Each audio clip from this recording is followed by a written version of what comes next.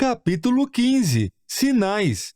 Quanto ao futuro, o que esperar? Ao longo de todo o livro, mencionei a vinda do Anticristo e a crise que a humanidade viverá. É muito importante conhecermos o futuro, pois isso nos ajuda a saber o que esperar do presente. Em relação ao fim dos tempos, a primeira coisa que devemos aprender é, conforme descrito na Bíblia, quanto ao dia e a hora, ninguém sabe, nem os anjos do céu, nem o Filho, senão somente o Pai. Como foi nos dias de Noé, assim também será na vinda do Filho do Homem. Pois nos dias anteriores ao dilúvio, o povo vivia comendo e bebendo, casando-se e dando-se em casamento, até o dia em que Noé entrou na arca, e eles nada perceberam, até que veio o dilúvio e os levou a todos. Assim acontecerá na vinda do Filho do Homem. Mateus 24, versículo 36 a 39. Um cristão deve viver intensamente sempre, pois qualquer dia pode ser o nosso último aqui. Cada dia pode também ser o último para alguém que poderíamos ter ajudado se tivéssemos falado sobre Deus. Nessa perspectiva, o fim do tempo ocorre incessantemente, durante o passar das gerações. Em um momento qualquer, acordaremos e veremos que o dia do encontro chegou. A primeira característica, significante e elucidativa, que devemos saber é que a vinda de Cristo ocorrerá em tempos nos quais as pessoas estarão comendo e bebendo, casando-se e dando-se em casamento. Sabemos que catástrofes ocorrerão, mas está bem claro que existirá uma normalidade na vida de muitos que serão pegos de surpresa. Já os fiéis, esses não serão surpreendidos, pois podem e devem observar os sinais. Como um bom ponto de partida, é importante observar uma passagem do livro de Daniel, contida no Velho Testamento. Após ter visões que representam os acontecimentos do fim dos tempos, lhe foi ordenado: mas você, Daniel, mantenha essa profecia em segredo. Cele o livro até o tempo do fim, quando muitos correrão de um lado para o outro, e o conhecimento aumentará. Daniel 12, versículo 4.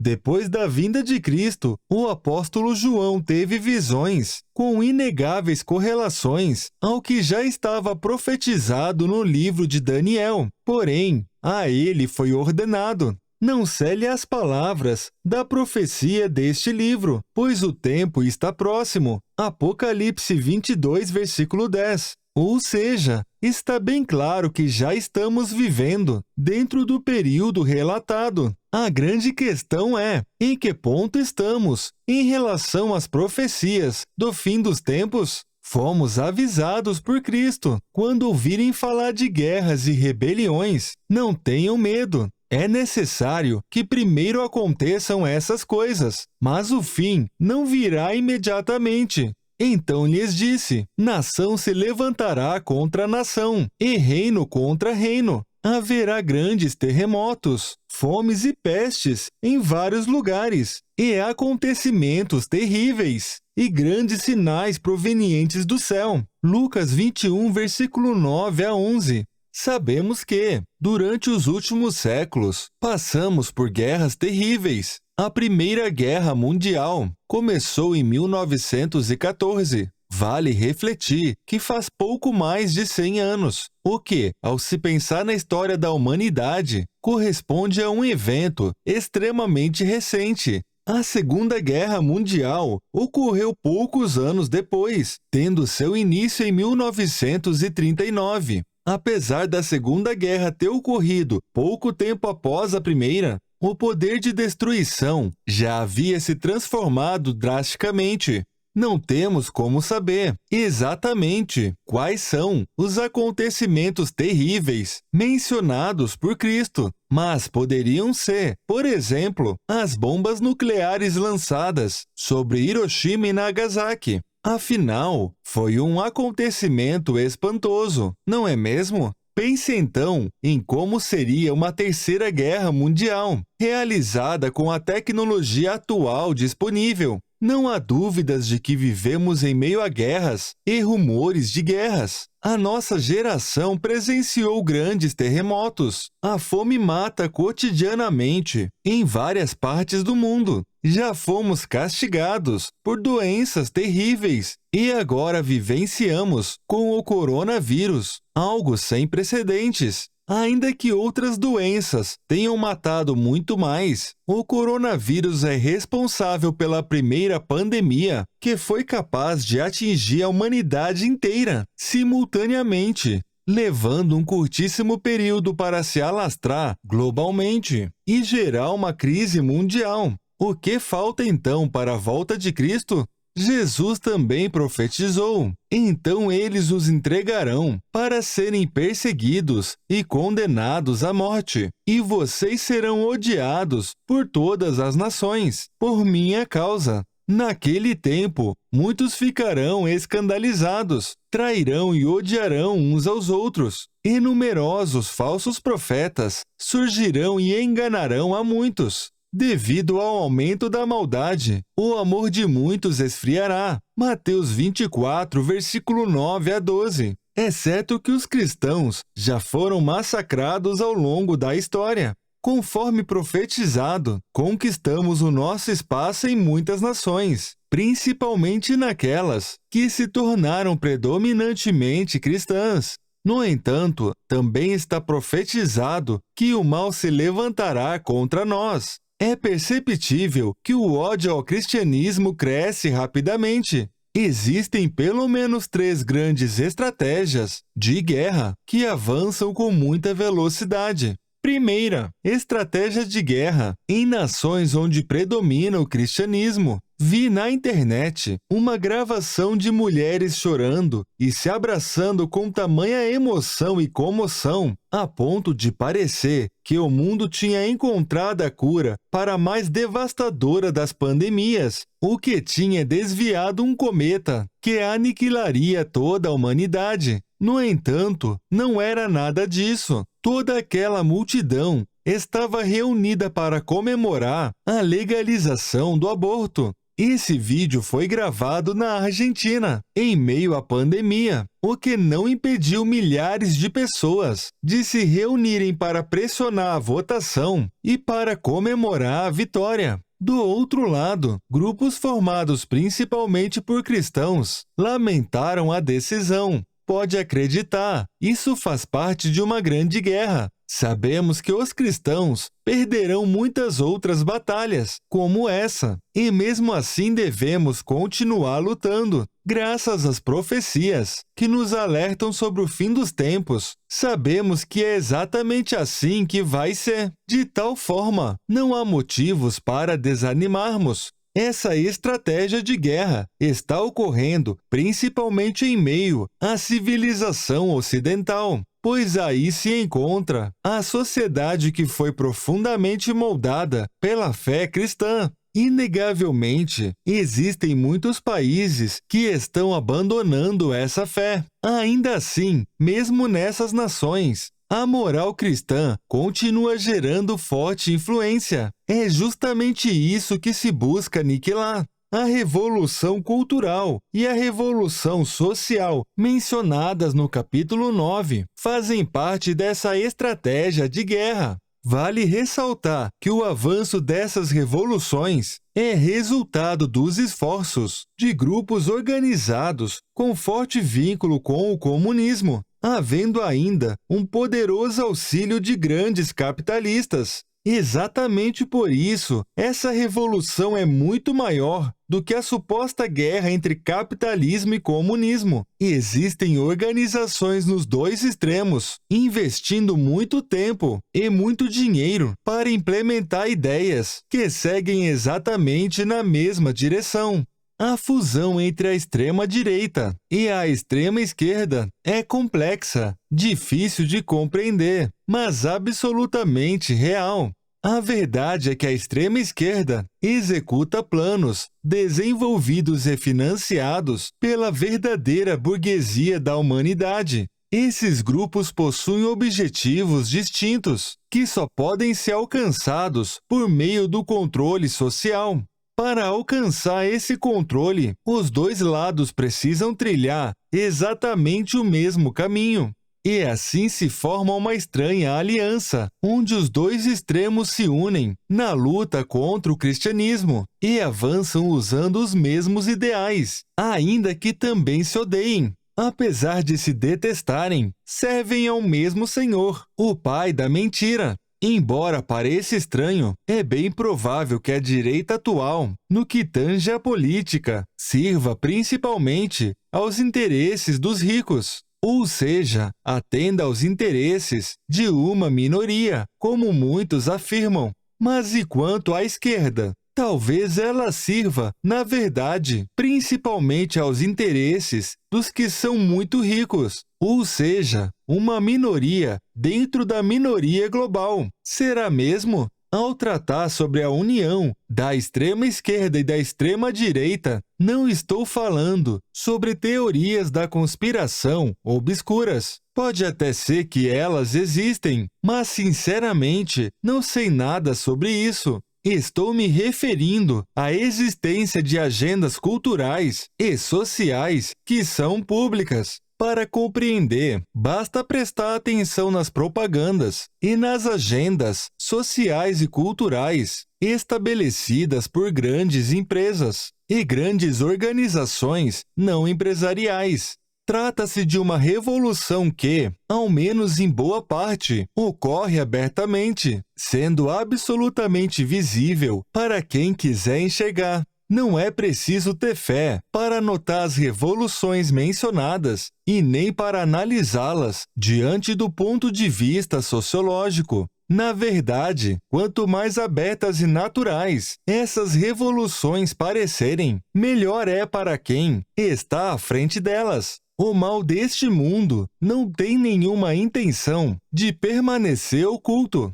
Ocorrerá justamente o contrário. É a verdade que tende a ser ocultada com cada vez mais força. Um bom exemplo é a sensação, mantida por muitos, de que a igreja está se adaptando aos tempos modernos.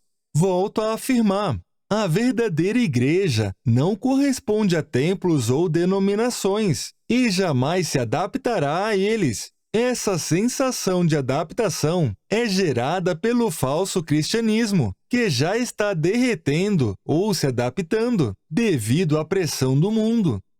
Segunda estratégia: estratégia de guerra em nações onde o cristianismo não predomina.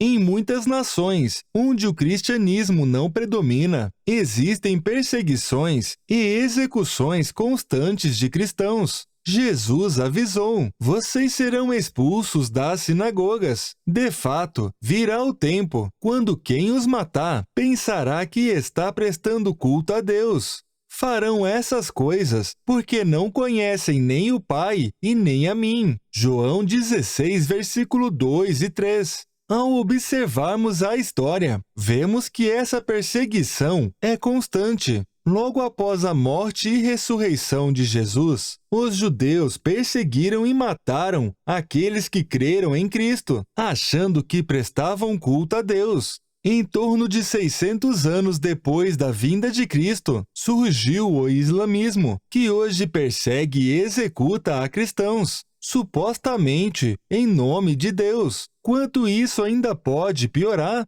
Perceba, Jesus sempre fala sobre aqueles que lhe pertencem como sendo pessoas que são perseguidas, e nunca como sendo as que perseguem. Existe uma grande urgência em ensinar como essa guerra deve ser travada, para que não sejamos induzidos ao erro. Então, compreenda, reflita e ensine. Nossa verdadeira guerra sempre foi espiritual. É importante esclarecer, toda sociedade necessita manter as leis, e é imprescindível executá-las. Isso não significa perseguição. Um cristão pode ser um policial, e se for necessário, terá de utilizar a força. Paulo foi bem claro ao ensinar: pois os governantes não devem ser temidos, a não ser pelos que praticam o mal. Você quer viver livre do medo da autoridade? Pratique o bem, e ela o enaltecerá, pois é serva de Deus para o seu bem. Mas se você praticar o mal, tenha medo, pois ela não porta a espada sem motivo. É serva de Deus, agente da justiça, para punir quem pratica o mal. Romanos 13, versículo 13 e 4. Por outro lado, um policial cristão deve exercitar a mansidão em sua vida privada. O mal vai avançar. Nessa guerra, a lei humana não nos defenderá. Só o que irá nos proteger é a nossa poderosa armadura. Paulo nos ensinou: vistam toda a armadura de Deus, para que possam resistir no dia mau e permanecer inabaláveis depois de terem feito tudo. Mantenham-se firmes, cingindo-se com o cinto da verdade, vestindo a couraça da justiça e tendo os pés calçados com a prontidão do evangelho da paz. Além disso, usem o escudo da fé, com o qual vocês poderão apagar todas as setas inflamadas do maligno. Usem o capacete da salvação e a espada do Espírito, que é a palavra de Deus. Efésios 6, versículo 13 a 17. Quanto ao fim dos tempos, está escrito: aquele que tem ouvidos, ouça. Se alguém há de ir a cativeiro, para o cativeiro irá. Se alguém há de ser morto à espada, a espada haverá de ser morto. Aqui estão a perseverança e a fidelidade dos santos. Apocalipse 13, versículo 9 a 10. Preste atenção e me responda. Consegue compreender qual é o papel dos filhos de Deus que presenciarão o fim dos tempos? Se não compreendeu, volte ao capítulo 11 e veja como Rembrandt lutou contra o comunismo. Esse é um ótimo exemplo da luta que acontece em muitas partes do mundo hoje e é apenas uma amostra do que ainda há de vir. Terceira estratégia: estratégia de guerra dentro do cristianismo. Uma grande parte dos cristãos ainda não se deu conta de que está sendo cercada por todos os lados. Tanto as descrenças quanto as crenças extremistas avançam simultaneamente. Inclusive, o mal avança até mesmo infiltrado no meio do povo de Deus.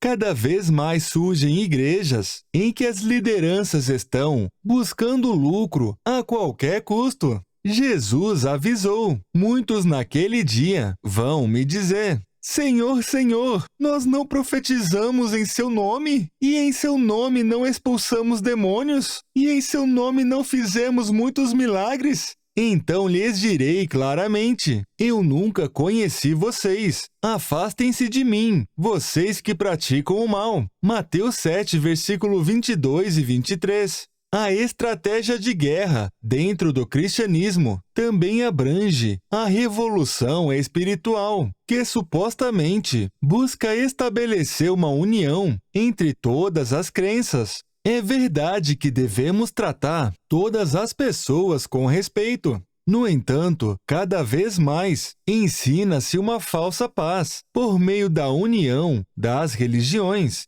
Respeitar não é o mesmo que aprovar ou participar. Não podemos fazer isso, pois conhecemos o ensinamento de Jesus. Eu sou o caminho, a verdade e a vida. Ninguém vem ao Pai, senão por mim. João 14, versículo 6. O respeito entre as pessoas, independentemente de suas crenças, é precioso. No entanto, a união entre as religiões é o mesmo que religião nenhuma. Paulo nos ensina: pois há um só Deus e um só mediador entre Deus e os homens, o homem Cristo Jesus. 1 Timóteo 2, versículo 5. A revolução espiritual avança principalmente nas nações onde o cristianismo predomina. Ou seja, nós deixamos que outros se aproximem em paz, mas onde esses outros predominam, dificilmente teremos paz. Não estou dizendo que devemos atacá-los, renegá-los ou excluí-los. Devemos agir de forma distinta ao mundo. pois todo e qualquer cristão que tenta pagar na mesma moeda ainda não entendeu o cristianismo. Mas, sem dúvida, a nossa fé deve permanecer pura e devemos lutar espiritualmente por ela. O verdadeiro objetivo por trás disso é simplesmente diluir o cristianismo. Meus filhos estudam em um colégio cristão. Mesmo assim, é incrível o quanto eles são induzidos a uma aceitação que vai além do respeito devido a todo ser humano. Eles estudam repetidamente, ano após ano, práticas que são absolutamente condenáveis aos cristãos, mantendo-se a ideia de apreciar outras culturas. Volto a repetir, respeitar devemos sim, apreciar não. Mesmo assim, não os troquei de colégio, pois sei que não há muitos lugares para fugir dessa situação. Mais cedo ou mais tarde, eles terão esse contato. Dessa forma, optei por deixá-los ter essa experiência agora, aproveitando a situação para orientá-los continuamente sobre quais são as bases do cristianismo. A mistura que o povo de Deus faz entre a sua religião e outras crenças é condenada ao longo de toda a Bíblia, pois é tida como uma forma de traição. É exatamente por isso que está escrito: adúlteros, vocês não sabem que a amizade com o mundo é inimizade com Deus? Quem quer ser amigo do mundo se faz inimigo de Deus. Ou vocês acham que é sem razão que a Escritura diz que o Espírito que Ele fez habitar em nós tem fortes ciúmes? Tiago 4, versículo 4 a 5. Perceba, nesse caso, o adultério mencionado não é físico, e sim espiritual. Nota do autor: durante o período da revisão do livro, tive um novo incômodo em relação ao colégio dos meus filhos. Além dos problemas já mencionados, referentes à disciplina de religião, as matérias de história e geografia trazem com grande frequência questões ideológicas. As crianças são doutrinadas de forma cruel, ainda mais considerando-se a faixa etária da turma, que é de 10 a 11 anos. Hoje precisei explicar para o meu filho, de forma lúdica, o que é doutrinação. Esse colégio é prestigiado e não é sem razão. A estrutura física é de qualidade, os professores são excelentes, a coordenação é atenciosa, mas a metodologia está claramente vinculada a uma forte ideologia. O mais estranho é saber que se trata de um colégio cristão. Isso demonstra a que ponto a doutrinação ideológica está enraizada no sistema de ensino. Por mais que eu esteja atento e ensine, começa a considerar que esse bombardeamento intelectual é pesado demais para alguém tão jovem. Preciso começar a procurar outras opções. Voltando ao livro, é difícil saber até que ponto as profecias já estão cumpridas. Mas é fácil perceber que estamos indo a passos largos em direção a tudo que foi profetizado.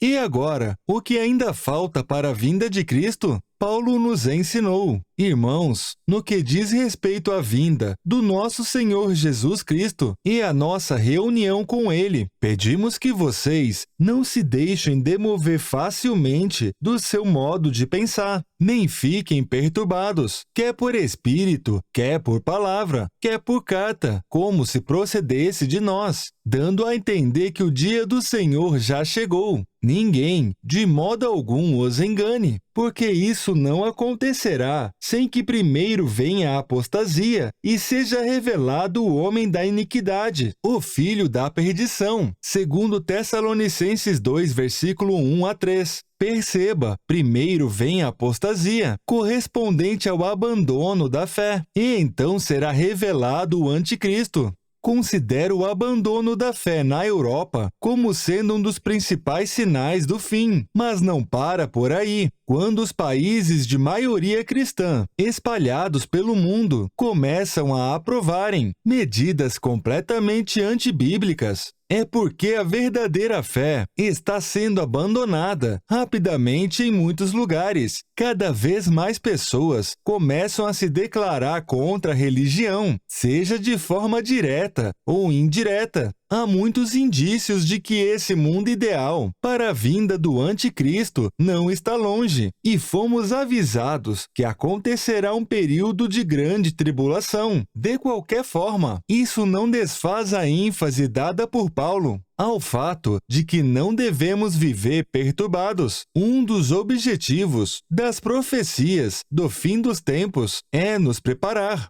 Outro objetivo, tão importante quanto, é manter os verdadeiros cristãos vigilantes, pois isso evita o esfriamento. Jesus nos ensinou, portanto, vigiem, porque vocês não sabem em que dia virá o seu Senhor. Mas entendam isto, se o dono da casa soubesse a que hora o ladrão viria, ele ficaria de guarda e não deixaria que a sua casa fosse arrombada. Assim, também vocês precisam estar preparados, porque o Filho do Homem virá numa hora em que vocês menos esperam. Mateus 24, versículo 42 a 44. O fim está próximo desde a primeira vinda de Cristo, e isso já dura mais de 2000 anos. Então, devemos viver um dia de cada vez, mantendo a tranquilidade e fazendo a obra com constância. Devemos viver com o fervor de quem espera a vinda de Cristo a qualquer momento, mas com a astúcia de quem se prepara para uma obra que dura a vida toda. Afinal, podemos e devemos ver os sinais, mas a hora nenhum de nós sabe. Fomos claramente avisados. Antes de tudo, saibam que, nos últimos dias, surgirão escarnecedores, zombando e seguindo suas próprias paixões. Eles dirão: o que houve com a promessa de sua vinda? Desde que os antepassados morreram, tudo continua, como desde o princípio da criação. Mas eles deliberadamente se esquecem de que há muito tempo, pela palavra de Deus, existiam céus e terra, essa formada de água e pela água. E pela água, o mundo daquele tempo foi submerso e destruído. Pela mesma palavra, os céus e a terra que agora existem estão reservados para o fogo, guardados para o dia do juízo e para a destruição dos ímpios. Não se esqueçam disso, amados. Para o Senhor, um dia é como 1000 anos, e 1000 anos como um dia. O Senhor não demora em cumprir sua promessa, como julgam alguns. Pelo contrário, Ele é paciente com vocês, não querendo que ninguém pereça, mas que todos cheguem ao arrependimento. Segundo Pedro 3, versículo 3 a 9. Muitos cristãos interpretam que a igreja será arrebatada antes da grande tribulação. Outros acreditam que passaremos por ela. De qualquer forma, o mundo está cumprindo a parte que lhe cabe das profecias. E os servos do Senhor também precisam cumprir a parte que lhes cabe. Jesus profetizou: e este evangelho do reino será pregado em todo o mundo, como testemunho a todas as nações. E então virá o fim. Ou seja, o fim não vem antes de ser dado testemunho ao mundo. A mesma Bíblia que previu a apostasia, previu quão longe a palavra de Deus chegaria. Foi uma revelação magnífica, considerando que os primeiros cristãos correspondiam a um grupo pequeno, extremamente perseguido. Gostaria de compartilhar um pensamento. Muitos cristãos temem sofrer devido à manutenção da fé, pois, diante de uma igreja morna, criou-se uma falsa correlação entre sofrimento e fracasso. Sofrer por Cristo é, na verdade, uma grande honra. Paulo ensinou: pois a vocês foi dado o privilégio de não apenas crer em Cristo, mas também de sofrer por Ele. Filipenses 1, versículo 29. Temos o relato de que, logo após serem açoitados, os apóstolos saíram do sinédrio, alegres por terem sido considerados dignos de serem humilhados por causa do nome. Atos 5, versículo 4.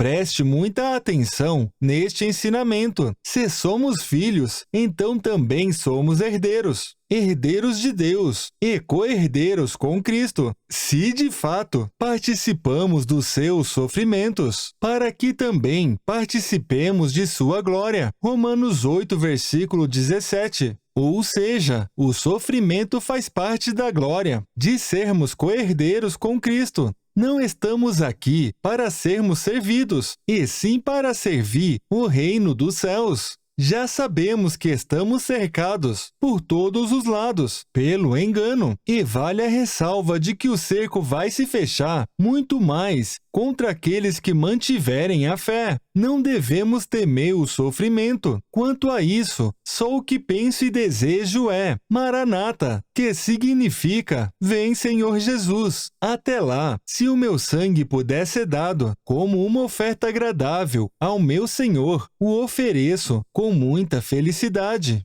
Deus sabe o quanto essa oferta é sincera e antiga em minha vida. Talvez a existência deste sentimento seja um sinal dentro de mim, ou talvez corresponda apenas a uma grande vontade de servir. De qualquer forma, permaneço vigilante, buscando tranquilidade e equilíbrio. A obra do Senhor segue com constância em minha vida. Isso basta. Mesmo assim, vivo pronto para guerrear, perder e morrer. A guerra é com palavras, através do Espírito. A derrota só pode acontecer fisicamente. E a morte física é libertação.